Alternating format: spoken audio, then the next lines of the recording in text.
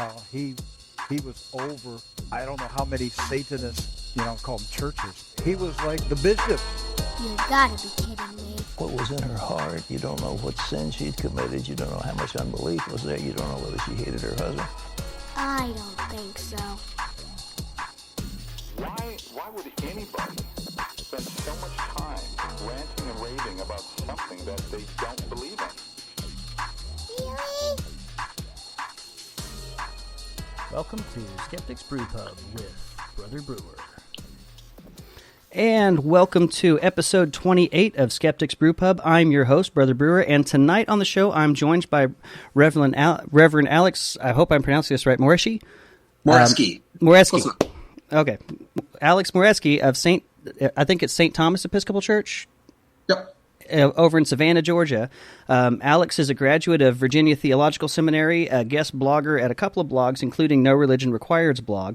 And he's agreed to join us tonight to talk about some of the ways that both the secular community and progressive Christian communities can work together towards some common goals. How are you doing tonight, Alex? I'm very well, thank you. How are you, my friend? If I was any better tonight, I couldn't stand it, let me tell you. Everybody is happy and healthy. We got through the Thanksgiving weekend from hell. Oh, I hear you. Yeah, we had my mother-in-law flew out from North Carolina, and then the day she came in, my kids are off the whole week for Thanksgiving, and both of them come down with strep throat. Ugh. And then to top it off, the very next day, or 2 days later, I am taking her and myself down to the VA clinic, and come to find out that we both have the flu. Oh, good. Yeah. So we had strep throat and the flu running through the house. I'd gotten the flu shot earlier this year, and that really worked, let me tell you. So it was a very interesting week. Yeah. Well, you got to remember to take care of yourself. Yeah. Yeah, well, sometimes stuff like that happens, I guess. But everything wound up working out okay. We still had our Thanksgiving dinner and everything, so it worked out. And everybody's healthy, and mother-in-law made it back. She got her broom out of the closet and took it back home, so we're good to go tonight. Now, one of the things that I think we wanted to talk about tonight, I wanted to talk about how our communities can kind of work together. And I think that's really important right now, especially with Trump, the whole Trump presidency right now. Yeah, scary stuff, especially with who we're seeing he's putting in his cabinet. Plus having a completely Republican Senate. Definitely. Republican Senate, Republican House. He's probably going to have at least one, maybe two Supreme Court seats to fill within the next 8 years. So, if there's ever a time that a bunch of folks that have a really progressive mindset need to kind of work together, I think it's now. Yeah. So I was going to try to talk about maybe how we can start working together, but one of the first things I wanted to ask about is, I really hate using the term secular community a whole lot because it seems like it's a whole bunch of little communities together that the only thing that they really have in common is that they don't believe in God, and everything else they're constantly fighting over now. So what's your view as an outsider on that? Well, I think that you can have a group of people that come together under a common idea. And that idea doesn't have to be universal. That idea can be something very simple, actually. And so I do think that there is this idea of the secular communities, in part because it's not just the idea, they're coming together under a shared experience, right? There is an experience of being a secularist in the United States, a predominantly Christian, predominantly Protestant country, right? So I see these communities as coming together under the banner of the experience rather than under the doctrine, if that makes sense. Because you're right, there is no strict doctrine, there is no dogma, there is a, hey, I don't believe in God, but that's really the negation of an idea. But there is still this coming together having said, okay, I have had the same experience. I can relate to you having, it's like this could be one way of looking at it, perhaps, would be a LGBTQ group, right? Mm-hmm. Essentially, there's no belief. There's nothing that connects other than who they are or what's going on with them, either in physiologically or so on and so forth. But there's no belief system like there is in a religious tradition that connects these people, right? But there's a shared experience, right? They have an experience that ties them together.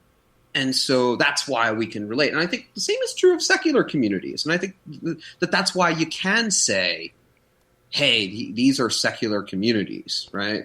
Mm-hmm. If that makes sense, because you're talking about a shared experience. But that's just me as an outsider here. So, Yeah, that makes sense. Because I mean, from my side, kind of inside and as a newbie, I do see a lot of divisions in there, but it seems like the divisions themselves aren't any worse than divisions that I saw when I was in Christian communities, especially in the Episcopal Church, because you guys are all over the map. I mean, so I think maybe we could take a page from that of saying, we all have this one common experience that we work towards, but maybe quit trying to herd each other into one, I guess, into like one common, well, I don't know how I'm trying to put it, but it seems like that the more that it tries to funnel into more of us wanting to work for, towards more humanist type goals and LGBT equality and things like that, and other people, secularists, wanting to fight against that, I don't know if us trying to all work together on that goal is the right thing, because not everybody in the secular movement believes that way. Mm-hmm. So, well, by and large, I mean, one of the things you can say is, I don't think you can say anything is true entirely about a whole group, right? But I think what you can do is you can talk about majorities. You can talk about, by and large, this seems to be the case. I think by and large, secular groups tend to have a progressive mindset. They tend to be skeptics on some level, or skeptical thinkers. In other words, using a train of logic and a train of thought in the dialogue tends to be at the forefront of conversation, rather than relying on a particular text or a particular. It tends to be that sort of rational thinking. So I think there are some commonalities, and that's not true universally, but you can sort of wrap your head around that. Okay, yeah, but I think another thing, in a lot of places, especially progressive Christians, tend to wind up being lumped together in with the Pat Robertsons of the world, and the Benny Hinns, and the Oral Roberts and such. When even coming from my own experience, I know that that's not the case. Now, it's true that the progressive Christianity is more of a minority, at least in the United States. Yeah, than it is, but it is there, and you guys. At least my understanding from being a former Episcopalian, that you guys are fighting for a lot of the same goals that we secular humanists are. And, so I don't... What I guess I want to try to do is figure out how we can work together without stepping on each other's toes. Without the maybe... because I know that the God argument is, really big on both sides, but maybe we can put that to the side somehow. Just kind of like argue it for fun. Yeah. But, understand that I'm not, like in our conversation, I'm not trying to change you and you're not trying to change me. We're, exchanging ideas. Well, that's right. I think that part of this is that when we're trying to have the God conversation, we're missing the point. The minute that we sit down, so my best friend is an atheist. He's over in Columbus, and he and I can have the God conversation. We can have the God argument, and the reason we can do that is because the relationship is there. The relationship is built into that to the point where we understand one another. We've spent years getting to know one another and living together, and all of these sorts of things that have led into us be able to do that, because the point is still the relationship that is there. The minute that I sit down with someone and I try to debate them or talk to them about about God or the existence or any of these sort of philosophical things, is the minute we've missed the point. And vice versa. I think that the same is kind of true on the atheist perspective as well. The minute that an atheist sits down with a Christian minister and says, this is why God isn't true, this is why, I think, we're missing the point. Build a relationship with someone. Tell them you love them. Get to know them. If someday they decide that they want to know more about your way of thinking or the community that you're in, great. If not, that's okay too. But if we're just sitting down to have an argument, we're missing the point. Yeah, I think that's kind of what you're saying. Yeah, that's pretty much, you said it a lot better than I could. That we're kind of missing the point, and we're also missing some opportunities too. Because, I mean, even I know I hear a lot of folks like Dan Arrow and David Silverman on the atheist side talk about the Nuns. That that it's the largest voting bloc right now, and a lot of those are millennials, which right now outnumber the baby boomers if we can get them motivated.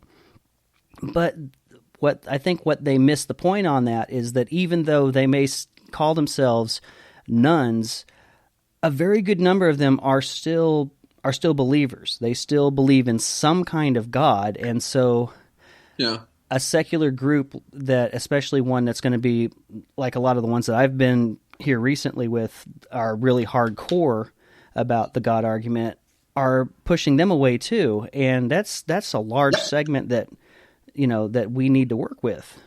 Yep. You hit the nail on the head. I mean, meanwhile, our yoga studios across the country are growing in leaps and bounds. Mm-hmm. Right? And I don't think that's just because people want to work out. I think that people inherently, we look for community. We look for something bigger than ourselves. And that doesn't have to be the divine, but we want a group. We're social animals, right? I mean, this is, any basic primatology stuff will tell you. It's, we want to be in groups together. We want to get to know each other. I think that you're absolutely right, that a lot of the secular communities will inevitably push away some of the millennials. And on the surface, it's not for the same reason that the church is, right? I think the church is pushing away millennials in large part because of a lot of the hypocrisy. Because you have preachers that are standing up there saying, if you pray 5 times a day or whatever it is, that good things are going to happen, and then bad stuff happens. And it's just like, I can't wrap my mind around that. We also have our phones. You can fact check a sermon mid-sermon. And so that makes it harder. We also have less respect for people in authority figures. We fact check our doctors, for crying out loud. So of course we're going to fact check our clergy. And there's also a lack of understanding, I think, in what a lot of clergy do. So that hasn't helped.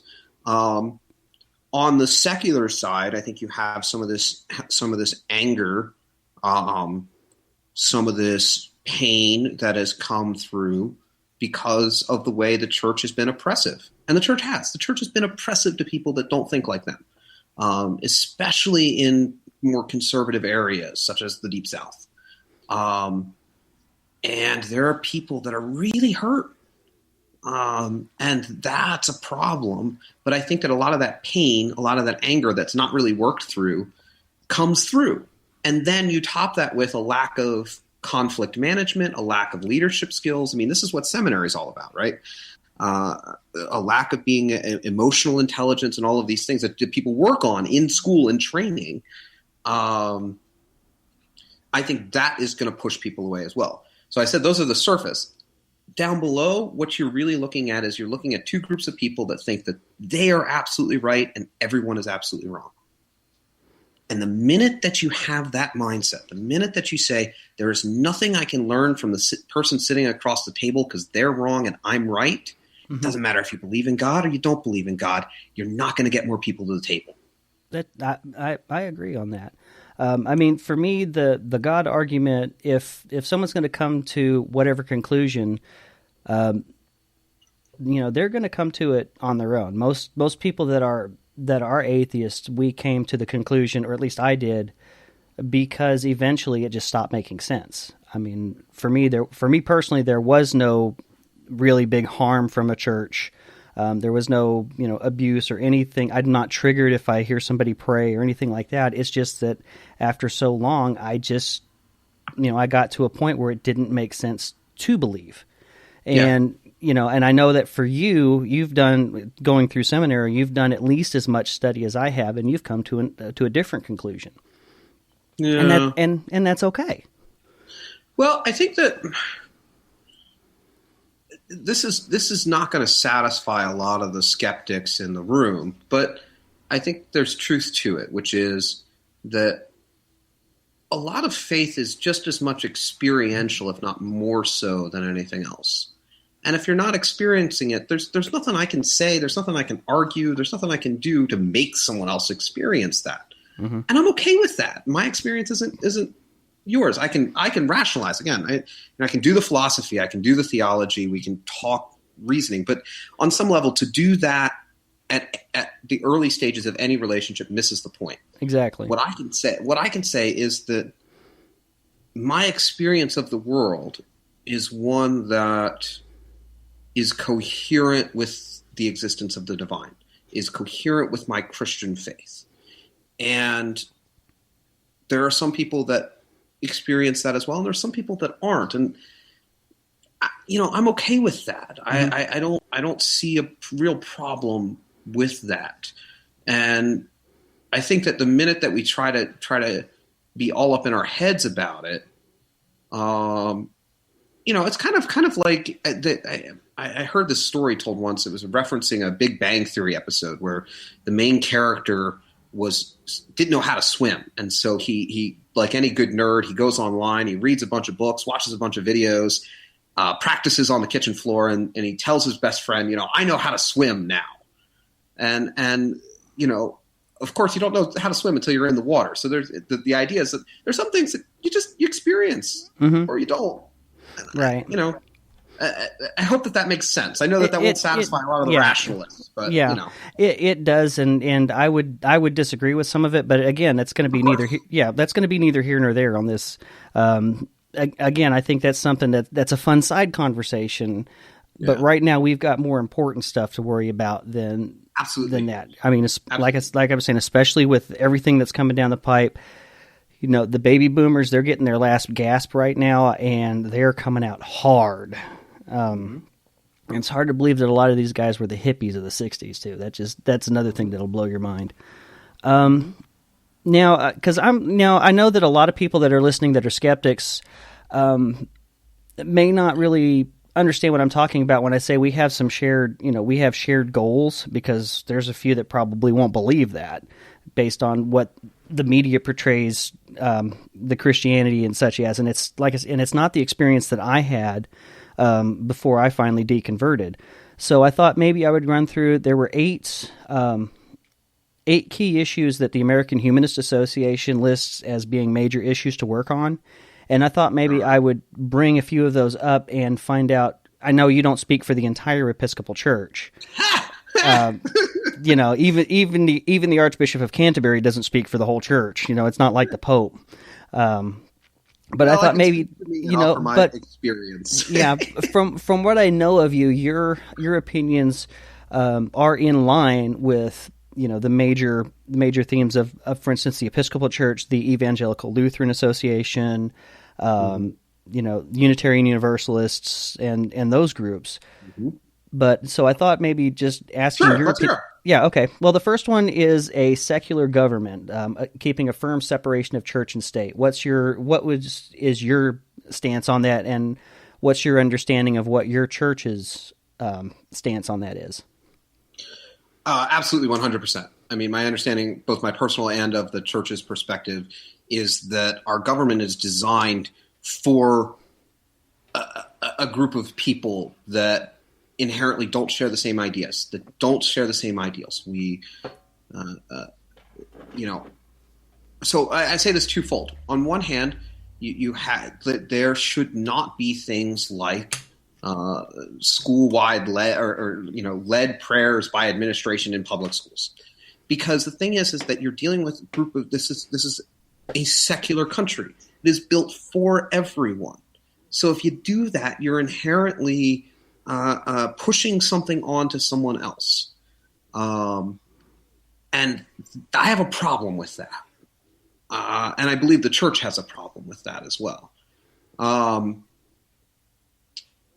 So I do think that there should be a nature of that sort of relationship, that there should be that sort of separation there. The church should not have power in politics in that sense. By nature, it should stay separate. And what's more, it should want to stay separate. I mean, people get all up in arms about removing the Ten Commandments out of a courthouse. And I'm thinking, why do we think that the Ten Commandments belong in the courthouse anyway? I mean, right? This is something sacred, right? Mm-hmm. I mean, are we really putting the courthouse on the level of that sort of sacredness, of that sort of holy ground? Because I don't see it that way, and that might be, my own bias, but I don't see it that way. So why should we, as Christians, as people of faith, want to mix these things? That never quite made sense to me. So yeah, I'm 100% on board with that, and I will fight right along my secular brothers and sisters for that. Number 2 on their list was scientific integrity, and I'm assuming that means, as well as religions not trying to dictate science, but also the idea of basically let the scientists do their science and teaching science without a bias. How do you feel on that? Do you think this is a reference directly to like teaching evolution versus creationism? Is this what this is speaking to, like kind of subtext? What's the subtext here, do you think? Well, the subtext on that is partially the idea of teaching creation or intelligent design in schools. Part of it is also you have representatives like Jim Ivehoff from next door to me over here in Oklahoma holding up a snowball about global warming, saying that, well, this snowball proves that there's no global warming. Right. Donald Trump saying that it's a conspiracy, just in general. Right. So we'll speak to the first. My background is evolutionary biology. That's what I studied at Mercer. I read Willie Hennig. I did biological anthropology. There is not a single credible scientist that I am aware of that supports like young Earth creationism, for example. There is not a single credible scientist that supports that I'm aware of. And part of that comes from this idea of being peer reviewed, right? As soon as we accept the idea of young Earth creationism, we not only throw out biology, like evolution, we throw out geology, we throw out chemistry, we throw out physics, we throw every major branch of science out the window. So no, creationism does not belong in a science classroom. And again, this is another one of those places where I don't understand a lot of the Christian thought here. To me, there is not a more complex and beautiful process than evolutionary biology. I mean, if you want to talk about and a lot of, and I won't make this argument, but a lot of Christians do make the argument of, the sublimeness of the world, the beauty found in creation, right? There is not a more beautiful, complex, and amazing thing than found in the chapters of evolution, right? This is the most amazingly wonderful thing that has happened. Even as a secularist, we can talk about how incredible this process is, right? And yet here they are wanting to deny it. And I'm like, why? If anything, this supports your ideas, right? I mean, if anything, this is amazing. This is incredible stuff. And yet we want to throw it out the window. I don't get that. I don't understand that. And I don't think that they deserve equal footing. That doesn't make any sense. Creationism is clearly in the realm of religion, and it should be taught in a religious studies class, not in a science classroom. Yeah. I mean, if we're talking maybe Stephen Jay Gould's like non-overlapping magisterium here, perhaps, even if we have to go that route, you're talking about two subjects that don't overlap. Sorry. Yeah. That's my point. In terms of the global warming and vaccinations and these sorts of things, right? This comes from a fundamental lack of understanding of the way science works. It just does. When you talk about things that are peer-reviewed, when you talk about things that have mountains of evidence, that's when we can start talking about credibility. And the reality is that these sides just don't have it. They're based on propaganda. And they're based on a misunderstanding. I mean, I had somebody the other day say, oh, here's 15 scientific articles as to why vaccinations lead to autism. And what he wasn't expecting was for me to go through every single one of them, having looked at tens of thousands of scientific journals. And I could say, hey, this doesn't have anything to do with it. This doesn't have anything to do with it. This one doesn't make sense and isn't peer reviewed, so on and so forth, right? And that's the problem. It's a fundamental lack of understanding. So yeah, I'm right on board with that. Let's teach science. Yeah, I would say that even the whole creation science, intelligent design, even for both the young and old Earth creationism, it also comes from that same lack of understanding of science. Sure, but it doesn't belong in a science classroom, right? Even if you're talking about old Earth creationism, you're still talking about philosophy, right? You're still talking about theology, and these things don't really overlap anymore. Maybe at one point they did, but really they don't. I still think we should teach philosophy. I still think we should teach, frankly, I think we should have an opportunity to learn about theology and the history of theology, the way that this thought has progressed, because we can look at the logic behind it. We can still learn stuff here. Even if we don't accept God as real, we can still have a better understanding of the way human brains work, because remember, Newton wrote more books on theology by tenfold than he did on physics. Mm-hmm. Right? So this is obviously an important area in the history of thought. So having that is important, but it just needs to be in its own box. It needs to be in the right place. You don't walk into a science classroom and read fiction. Exactly. What I used to tell people was that, I don't pick up the Bible as a science book any more than I pick up, Dawkins' Greatest Show on Earth to read about theology. They're just the two areas they don't. But the Bible, the people that were writing the Bible never intended it to be a science book. They never wrote it down to be a science book. And this is relatively new. This was in the last few hundred years. People didn't think it was a science book until a few hundred years ago. It just boggles my mind. You read the history of this, and it doesn't make any sense. Mm-hmm. Yeah, but too much of it. I mean, one person that I talked to, because I work for a Catholic hospital. Okay.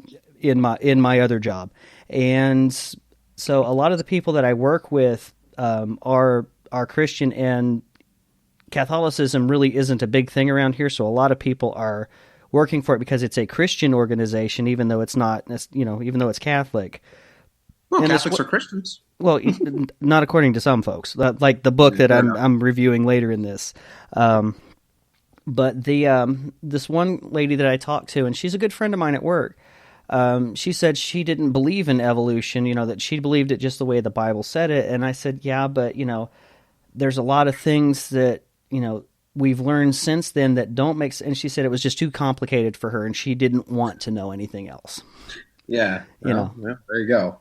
But I think it's a lot of it is we haven't taught science very well. No. Even when I was, I'm in my 40s now, and when I was a kid, science classes, it was a lot more of memorizing these facts and figures and these theories, and knowing this stuff, but you didn't really learn how science works. You learned a little bit about experimentation and hypothesis, but a lot of it was you had to memorize. Mm-hmm. And I think a lot of that's still the case a little bit today, but with the Common Core, not as much as it used to be. So there is hope. Keeping my fingers crossed on that. But a couple other ones, I'm going to put number 4 and 5 here. I'm going to skip number 3 because everybody wants to promote peace. But 4 and 5 on here, I think they go together, is women's rights and reproductive freedom. What is your personal stance on that? And to your knowledge, your church's official stance? Yeah, to my knowledge, my church's official stance is that women are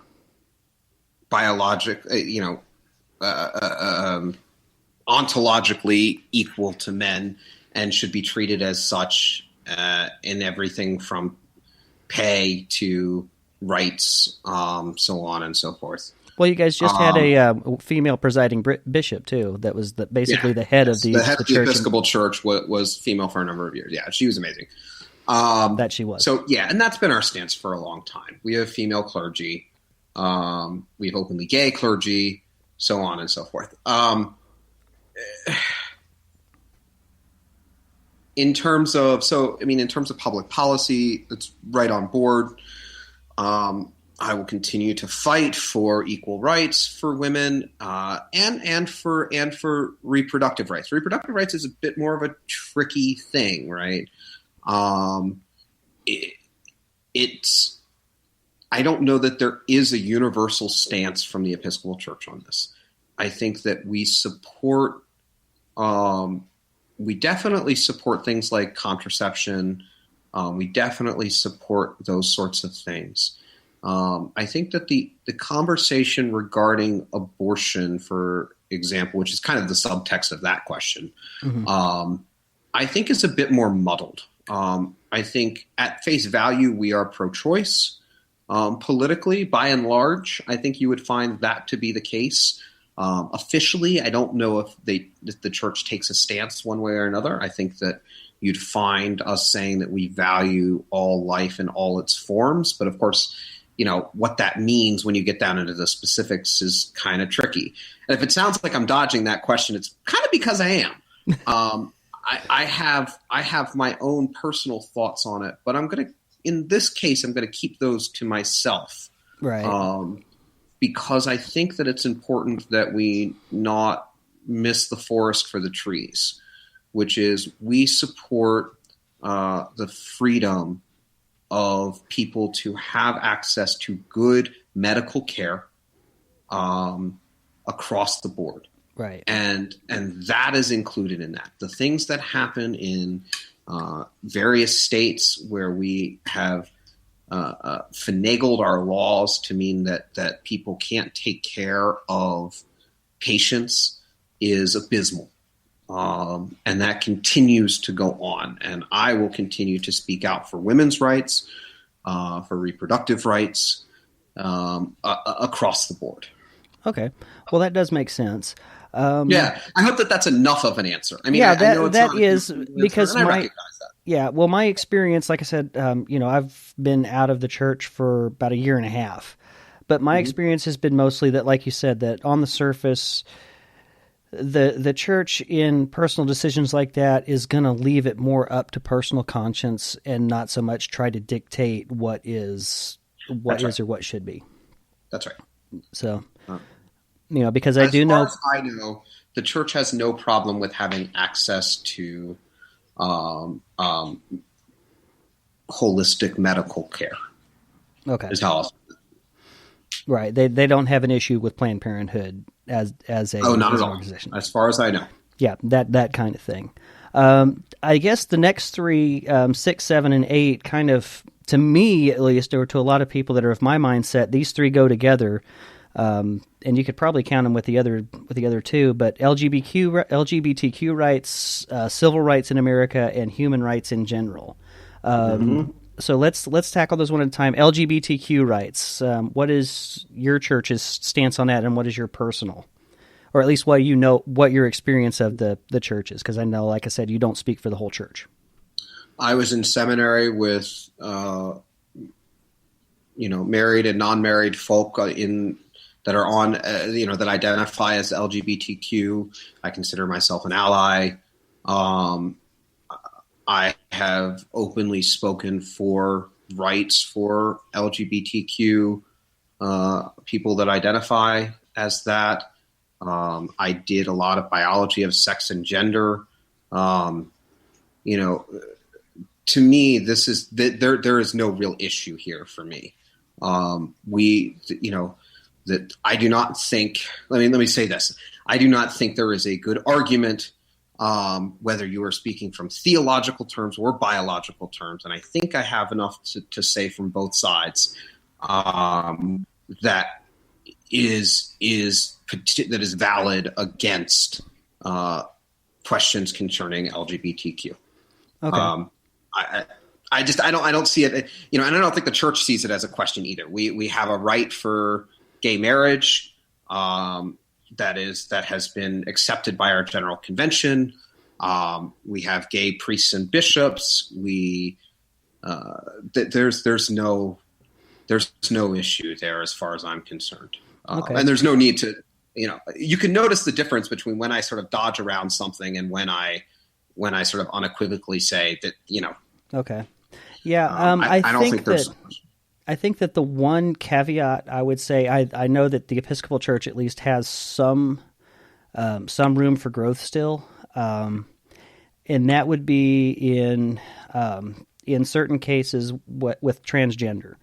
That's one place I think that there is still some work to go. And what I'm basing that off of is, I don't know if you're familiar with her, but do you know, or have you heard of the Reverend Gwen Fry here in Arkansas? Okay, no. She's an Episcopal priest that about, I want to say it was 3, maybe 4 years ago, she was rector of All Saints Episcopal Church in Pine Bluff. And at that time, she was Greg. Okay. And she went through, she decided that she was going to transition. She was transgender. She was going to transition, and she wanted to prepare her parish for that by bringing up to the vestry, teaching instruction and things to help, with her transition, with the church being able to go along and accept it.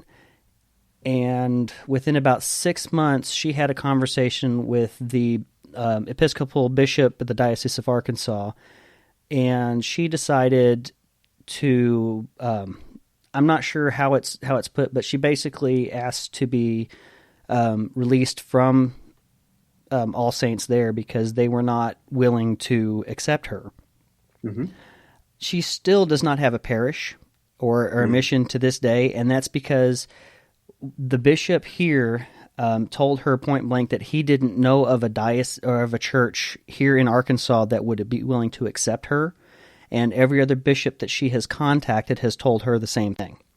Now she's become really, really vocal and really active within the church as far as transgender rights, and she works as a fill-in clergy, but she's still not able to fulfill her calling, as you put it. Yeah, and I'm not surprised. I mean, I think that. So a couple of things. I think one, this is not just a church problem. This is a general public problem. Yeah. This is a problem with people, and it's going to progress. And the church is always going to be divided. On one hand, the church is always going to be speaking out for the rights of people, the downtrodden, the oppressed, the people that don't have the power, right? Mm-hmm. And on the other hand, the church moves slowly. It is supposed to move slowly. For anybody that says, hey, the church is not moving fast enough, well, the church isn't supposed to move quickly. It's by design is supposed to be, because it's seen thousands of years, right? Mm-hmm. So you don't want to be changing things right away. And that's it caused a lot of strife to have a thing for gay marriage. That caused a lot of problems. And the church is more, yes, the church is in the business of giving rights to people and making sure that people are not oppressed, but the church is also in the business of making sure everybody's got a seat at the table. And we don't want to do stuff too hasty that alienates people. We've seen split after split after split, and that doesn't do anybody any good. Right. So I think that this is a general public problem. I am sad to hear that she can't find a church. I wish that was not the case in my heart of hearts. But I understand it. And the truth is that it's going to take a little while. You're right. The church has growing to do. The church is always going to have growing to do. But you're absolutely right that is one place of growth. Okay. Now, on civil rights and human rights, I'm going to say that we're we're all on the same page, because I know of several Episcopal priests that have marched, some of them that even marched with Martin Luther King back in the 60s. They've marched today, and I've been in on diocesan conventions where they talked about promoting human rights. So I know that we're on the same page there. So it seems like that, it seems like on those 8, key issues that we're pretty much on the same page. So, what do you think would be some good ways to help maybe our communities work together? Yeah. So the $60 million question or whatever it is, right? Mm-hmm. So I had this conversation, and I do this sometimes. I sort of answer the question in a circuitous way. So I hope you'll forgive me. Well, you're a priest, so Fair enough. I was having a conversation with a friend of mine she's Jewish. She's in a Jewish congregation. And we in Savannah recently had a letter sent to the more conservative mosque in town. That was a very hateful letter that was saying we support Trump, who's going to kill all of you, something like that, et cetera. And she was sort of ready to pick up everything that she could do and how do we get down there? How do we do stuff? And I remember a lot of the clergy here in town, they all put their collars on and rushed down there the same day. Of course, they did it unannounced and rushed down to the mosque and put letters. And it was fine. It was good. But the problem was it was sort of a rush to do stuff. And the friend that I'm talking to, she's in a congregation, so she's a parishioner, not as opposed to a clergy person. Mm-hmm. And she was immediately saying, well, why don't we start these sorts of programs together where the congregations can come together and do stuff, and that'll really help. And I said, look, I think you're getting ahead of yourself.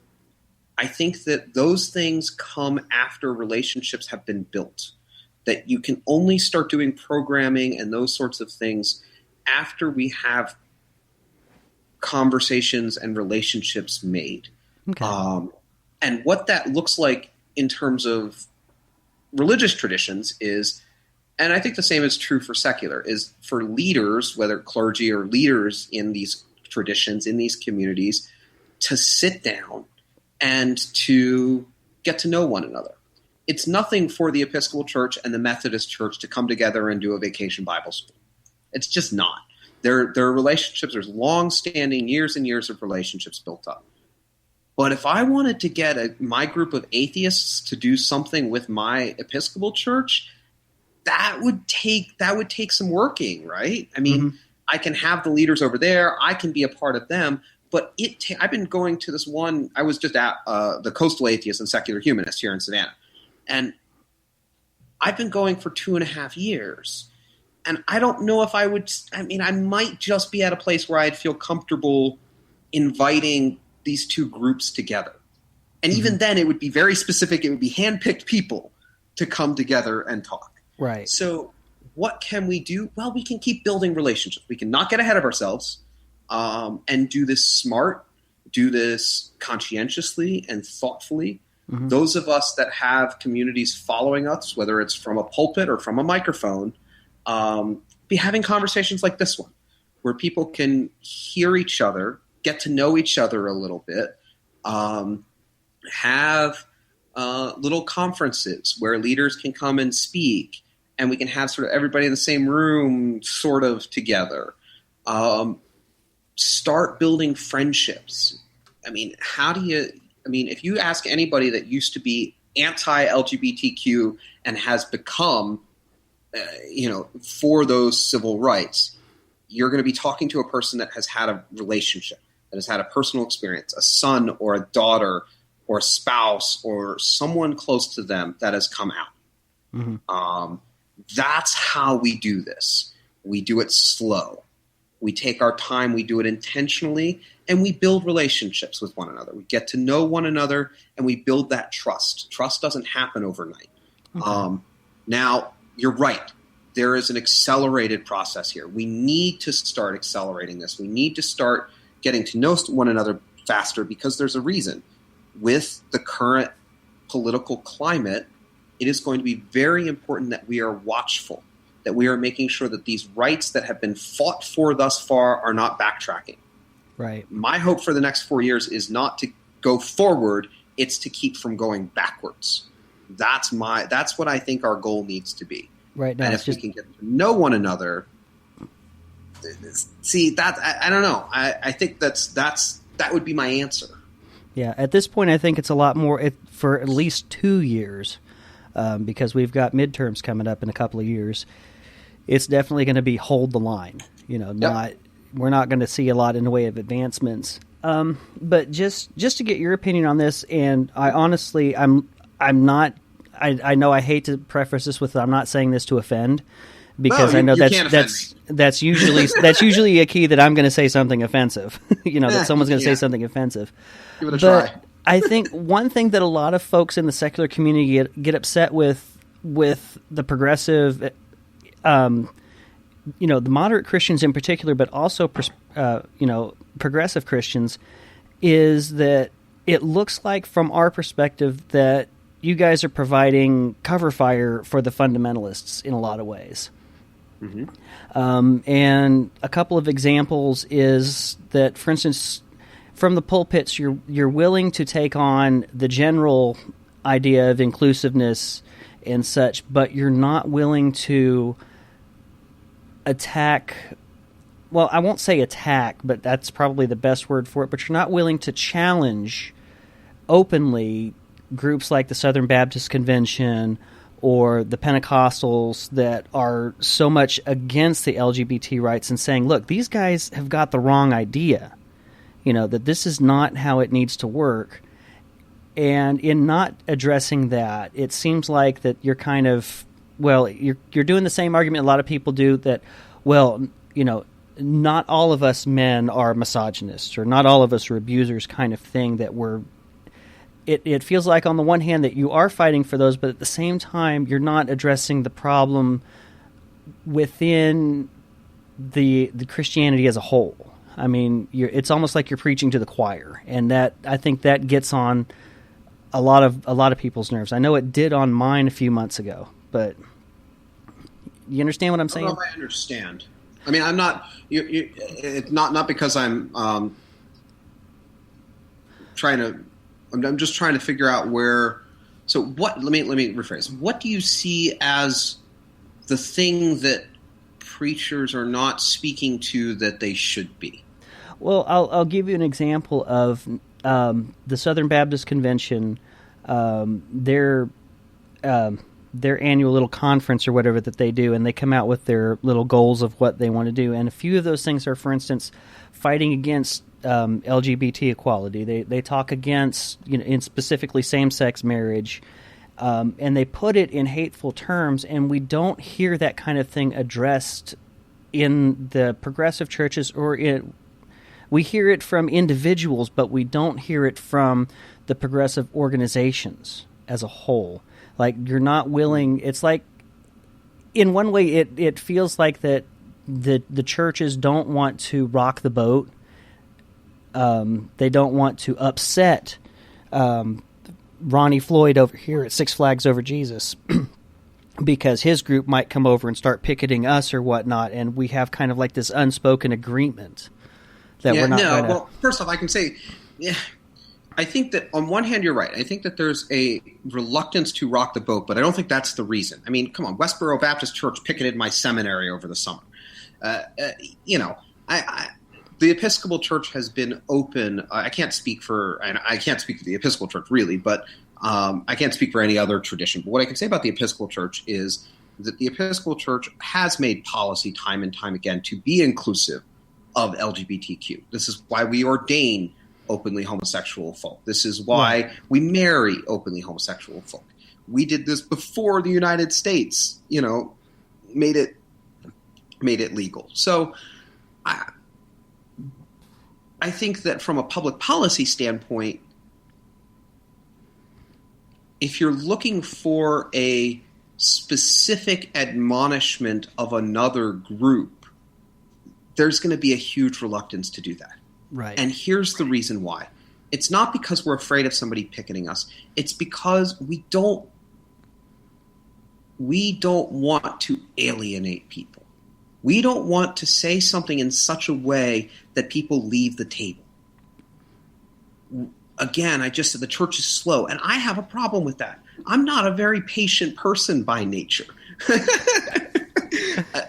I want to get out there. I'm one of the guys that's out there in my collar marching in the Black Lives Matter stuff.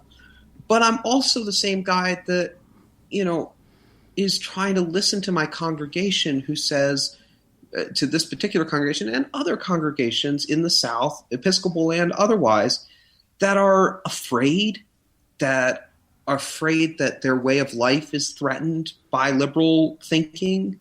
These are people we're talking about here. I disagree with them fundamentally a lot of the time, but we cannot admonish them point blank because it takes away their humanity and it makes them leave the table, and that is not something that we should be doing, especially not from the pulpit. Okay. I will speak against bigotry. I will speak against oppression. I will act and be present for those that have had things done towards them. But I will not act in such a way that I remove somebody entirely from the table. And I think that a lot of the Episcopal clergy share my same group. And one of the things to remember, too, is that in the Episcopal Church, particularly in the South, you're going to find, I'd be willing to bet, most of your clergy are more progressive and more liberal than the congregations. Yeah. I'd be willing to place a bet on that. And to some degree, this is going to involve some trust. It's going to involve some trust that the clergy know what they're doing, that we're moving people along, and that it's going to happen slowly. That the mindset of if they don't agree with me, well, screw them, is just not an acceptable one. It is much better to move things along slowly.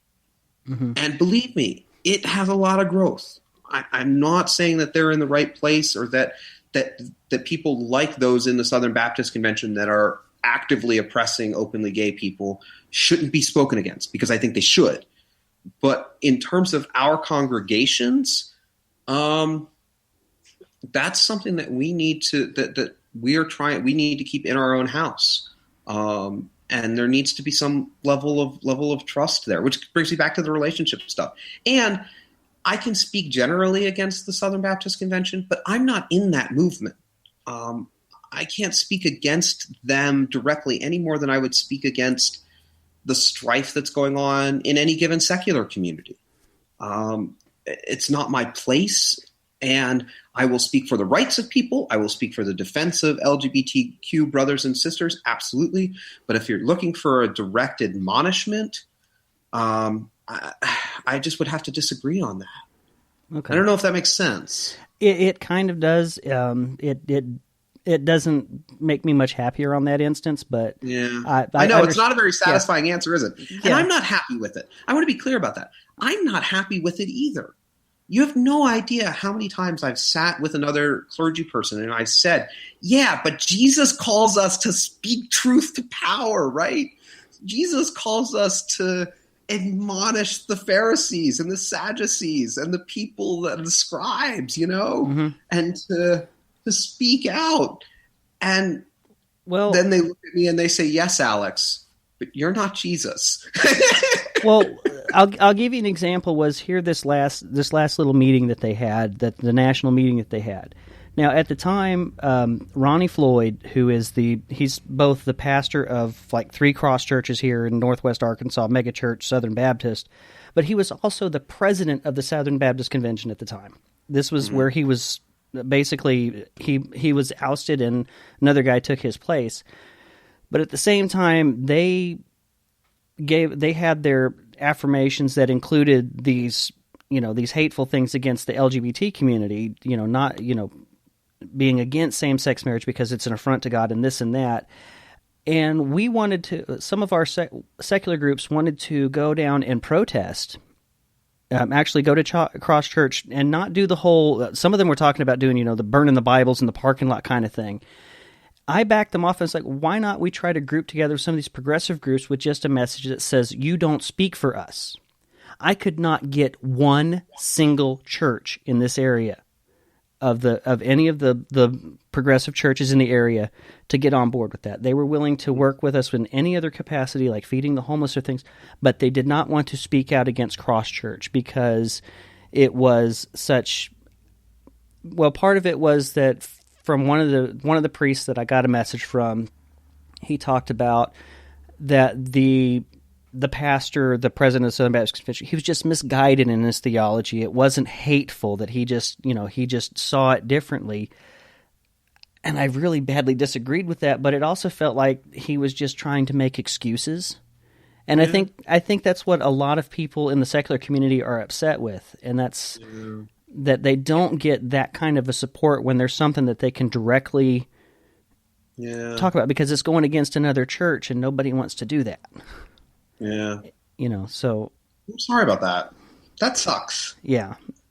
That really sucks. But I mean, those experiences, those are the kind of things that kind of keep us in the secular community from trying to work with progressive churches or with, progressive Christian groups, is because we're afraid what I'll say is that priest that sent you a message,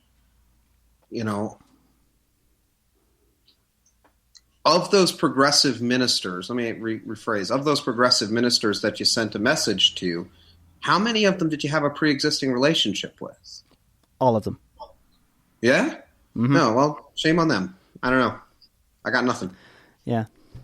That's the thing, is that I think that's what upset me the most, is because that this church in particular, I think part of it is also that it is the home church for our congressman, one of our senators, and so there's a lot of power in that church there, and they don't want to shake that either. And I just, that kind of thing just, and that really bittered me. I struggle with this. I mean, I'll be honest with you. I struggle with this.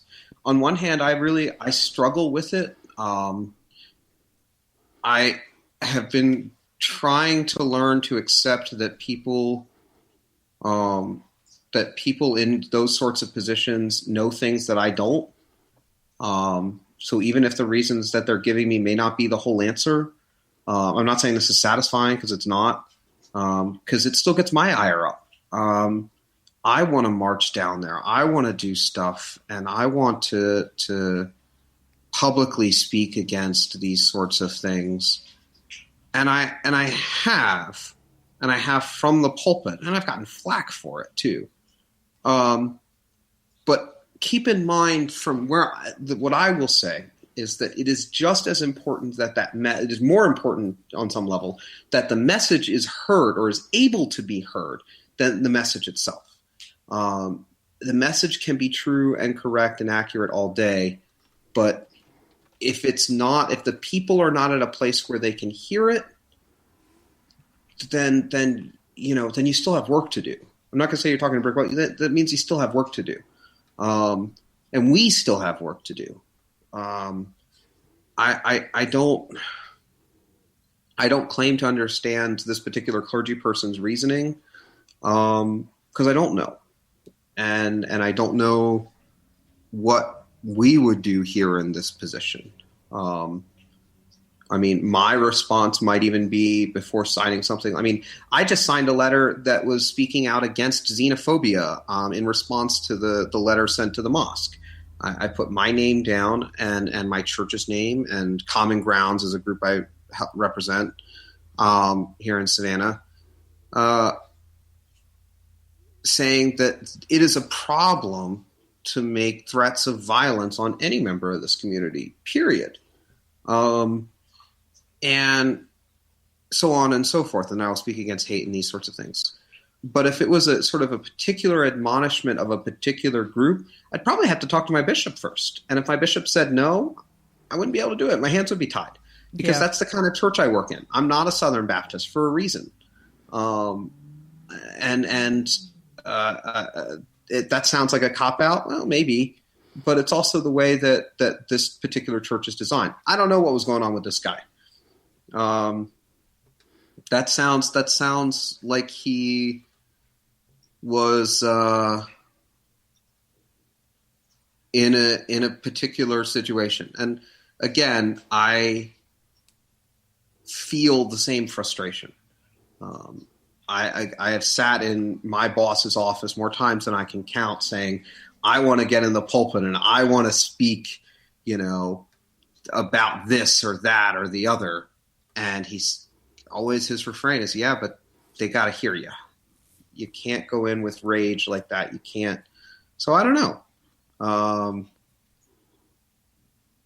Maybe it's worth taking another strategy, taking another look at it, seeing what this person would be willing to do in terms of speaking out against it. In what ways would he agree to speak against this or to speak for it? Well, I think that's it. I think that's it, because one thing that he did mention after his long tirade of why he didn't want to go against a particular group, that he found it quite interesting to work with an atheist group in a lot of other capacities, just not that. So I know that there are other opportunities that our groups could work together. That one in particular kind of soured me. But again, maybe that's part of the relationship thing. I wonder if a Methodist group had gone to this guy with the same thing, if he would be more willing to do it. Do you know what I mean? Yeah. And what that says to me is, okay, there's work to be done. There's community, there's relationship to build there. I don't know. I support you. I support that message even from 1,000 miles away. I support the goal to speak against violence and oppression in any of its forms. And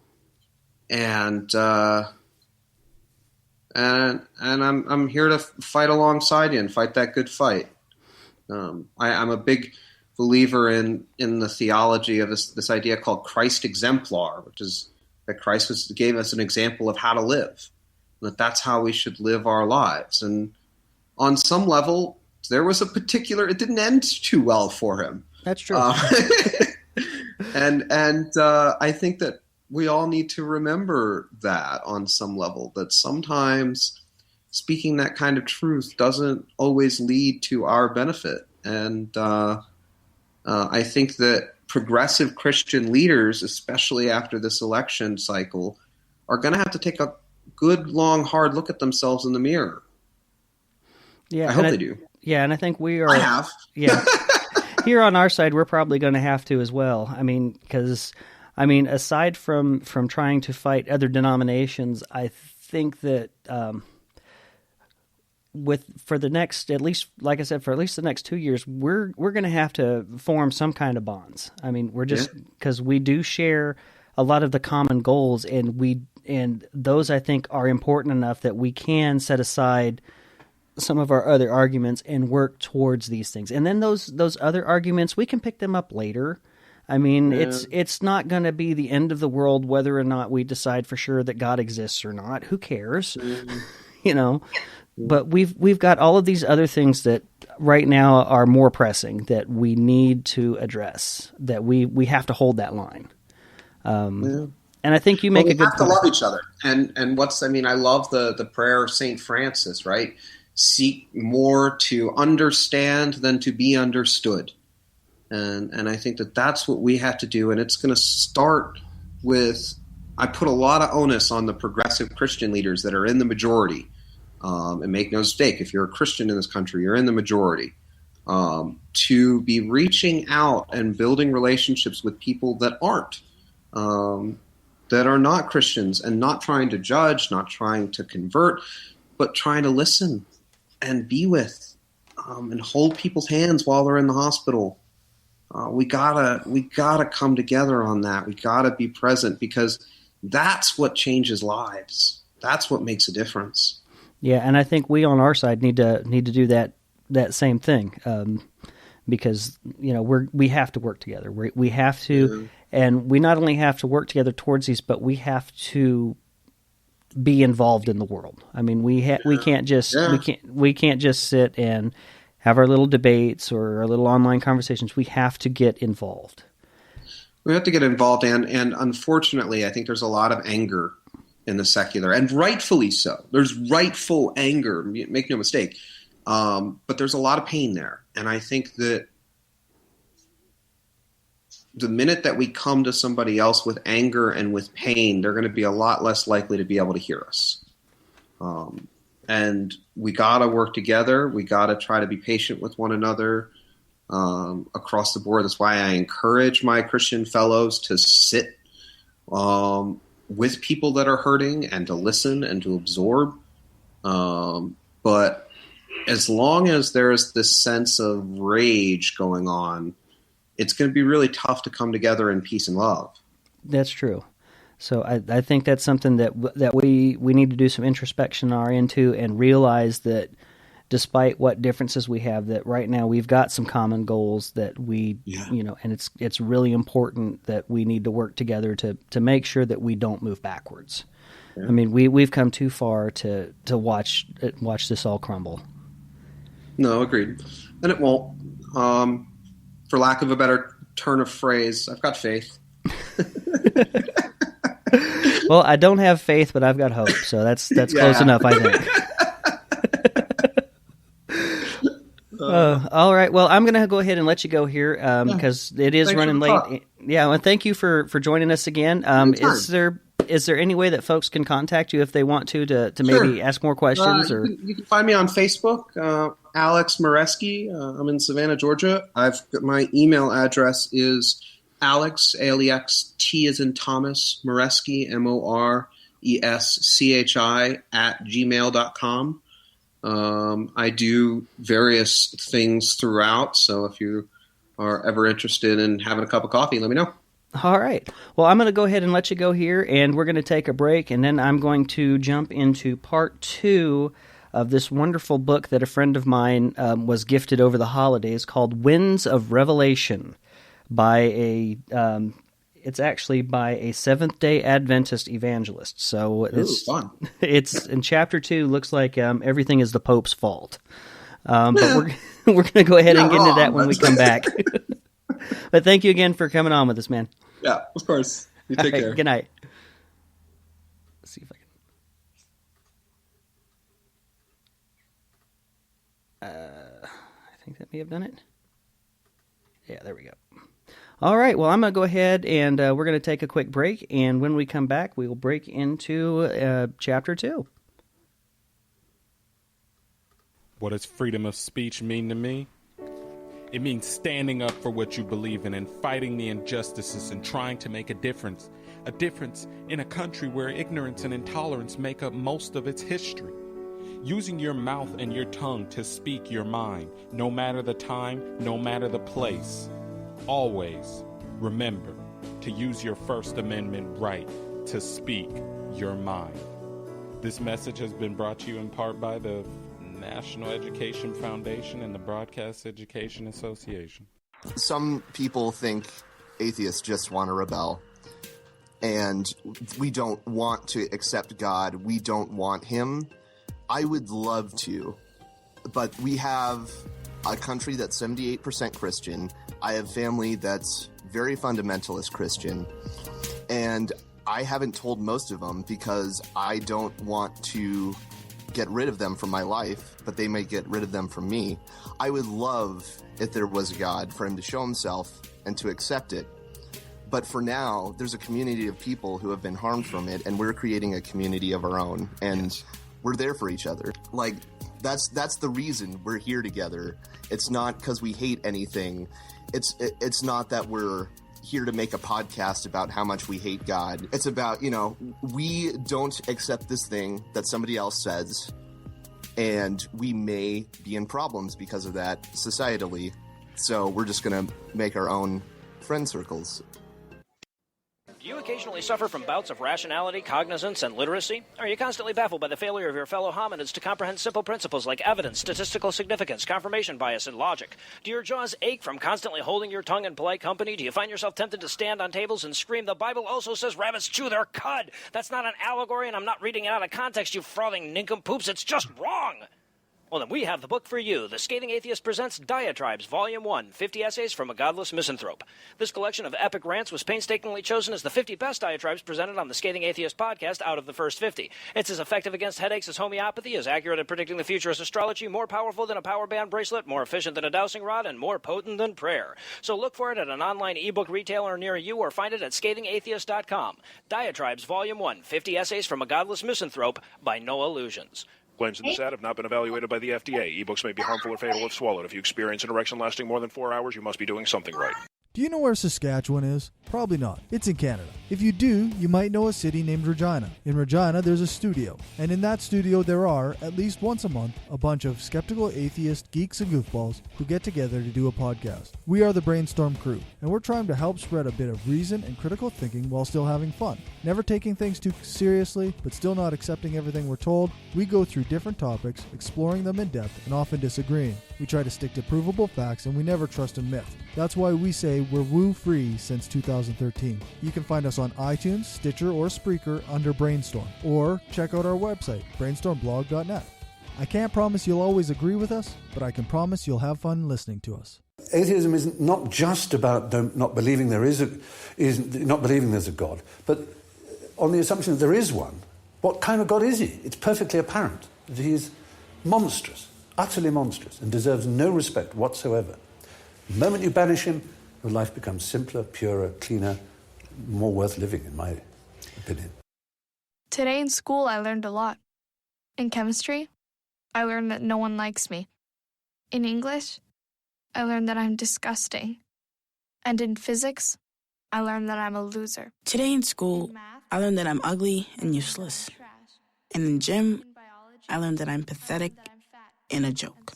In history, I learned that I'm trash. Today in school, I learned that I have no friends. In English, I learned that I make people sick. And at lunch, I learned that I sit on my own because I smell. In chemistry, I learned that no one likes me. In biology, I learned that I'm fat and stupid. And in math, I learned that I'm trash. The only thing I didn't learn in school today? The only thing I didn't learn today. The only thing I didn't learn is why no one ever helps. Kids witness bullying every day. They want to help, but they don't know how. Teach them how to stop bullying and be more than a bystander at stopbullying.gov. A message from the Ad Council. Hi, my name's Callie. And I'm Ari. If you're like most of us, you're very concerned about the gay agenda's plans for world domination. Are you tired of seeing glitter all over every damn thing? Do you hate rainbows as much as any other red-blooded American? Then we have the answer for all your baseless fears and unjustified paranoia. Presented exclusively on Secular Media Network, the Gaytheist Manifesto is your source for news, commentary, discussion, and debate at the intersection of the atheist movement and the LGBT rights movement. You can find us on Spreaker, iTunes, and at gaytheistmanifesto.secularmediagroup.com. If you're not ready to get in line for your mandatory gay marriage and you're terrified of short-haired women in pantsuits, come have a listen and get up to date on their plans. You'll be glad you did.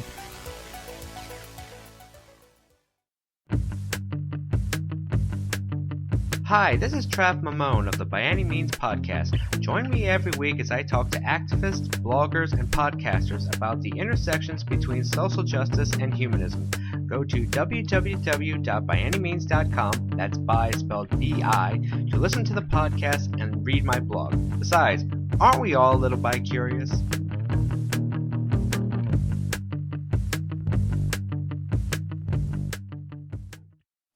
Hi, I'm Ron Reagan, an unabashed atheist, and I'm alarmed by the intrusions of religion into our secular government. That's why I'm asking you to support the Freedom from Religion Foundation, the nation's largest and most effective association of atheists and agnostics, working to keep state and church separate, just like our founding fathers intended.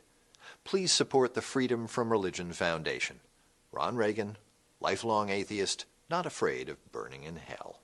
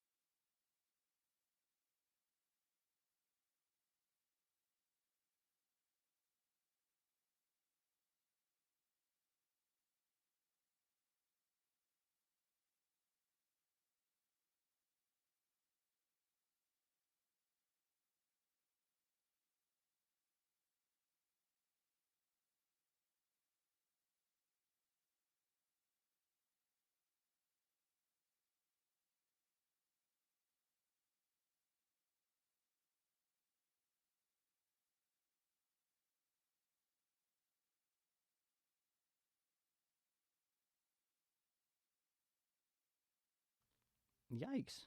I just realized that I wasn't recording for about a half hour or so. Wow. Okay. Let's give a very basic rundown of this chapter.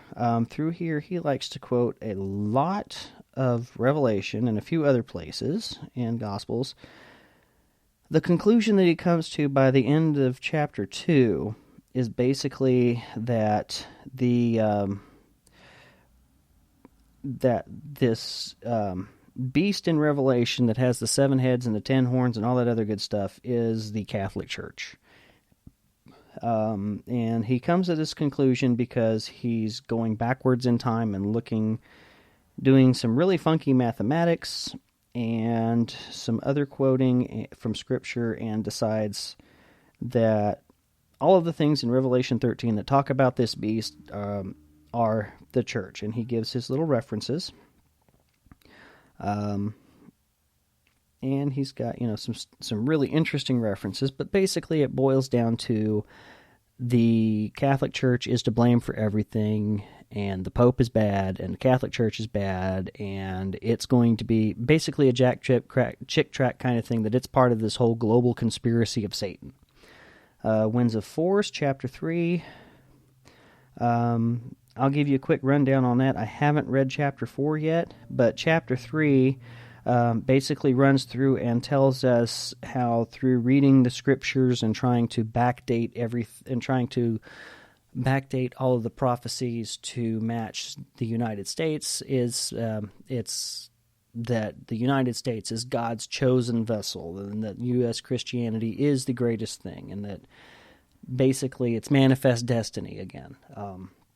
That the American Christian church is the right church, that America is the chosen nation of God now, and that it's going to be where the good parts of Revelation are. And I haven't got through chapter 4 yet, and we'll probably do that next week. But yeah, so far, this book is a lot of crazy. The guy writing this has no earthly idea what the hell Revelation is supposed to be. And I don't blame him. A lot of people don't. I mean, it's a hard book to read. It's like reading a pipe dream. But the things that you have to keep in context is that it's based off of books like Daniel that are apocalyptic literature that do a lot of prophecy. And a lot of the prophecy in Daniel is written after the fact. It's pretty much a given that Daniel was written either during or after the Babylonian exile, the Assyrian Babylonian exiles, when Israel and Judah, or when Judah was elites were kicked out of their home, about 600 BC or so. It's written about the time that King Cyrus of Persia sent all of the Jewish elites that were banished, sent them back home. So a lot of the prophecies had already happened. And Revelation takes its cues from that, and it's coded language talking about things that are happening at the time. It's not trying to be future end of the world kind of thing until it gets to its whole ideology of the world being destroyed and such. And again, a lot of this is part wishful thinking and part commentary on current events. It's not meant to be a far-flung future, especially not 2,000 years in the future. But it seems like a lot of American Christianity is based on this. Seventh-day Adventists in particular, they come from the Millerites, who were a sect in the 19th century that were following a gentleman named Miller, who had predicted the end of the world twice, a lot like Harold Camping, and just like Harold Camping, didn't get it right.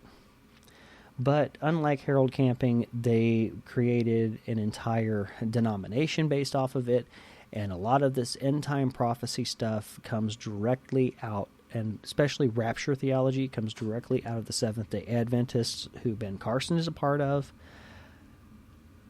It's some pretty crazy stuff. I grew up with a lot of it being Pentecostal. Pentecostal takes a lot of cues from there too. But we'll go ahead and I'll finish reading this week, and I'll give you a full update on the rest of it.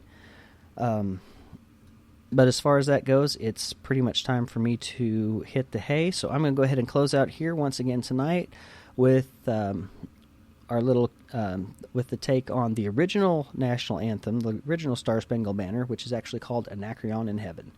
So until then, remember, believe nothing that you hear, half of what you see, and never start a serious conversation without a 2-drink minimum. Good night, everybody.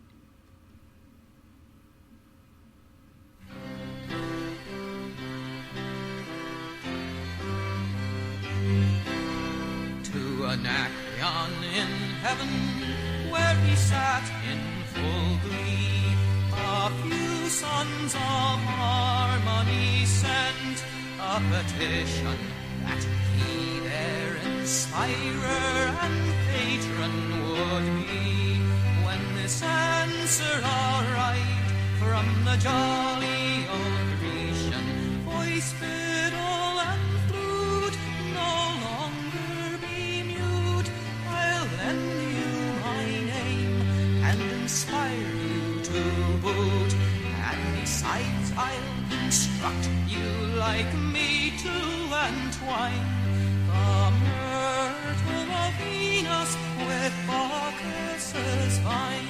And besides, I'll instruct you like me to entwine the myrtle